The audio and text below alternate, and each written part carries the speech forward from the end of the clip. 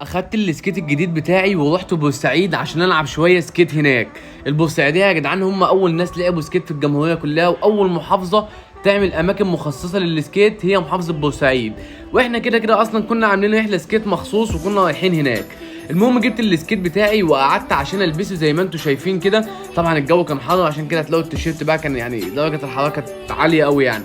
المهم لبست السكيت وقلت بقى ادخل اجرب كده. المكان في الحديقه كان جامد الصراحه، والعب شويه مع نفسي كده. قلت اديها شويه باكل ورا كده واخرب الكلام وظبطت الدنيا.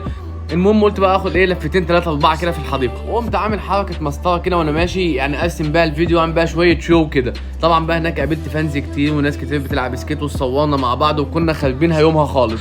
المهم لعبت شويه زي ما انتم شايفين كده، وقعدت اعمل شويه حركات في الحديقه واتمشى بالسكيت بتاعي كده لحد ما بعد شويه جت روح صاحبتي وقالت تعالى نعمل حركه مع بعض يا سيمبا، وعملنا الحركه دي كده واحنا ماشيين.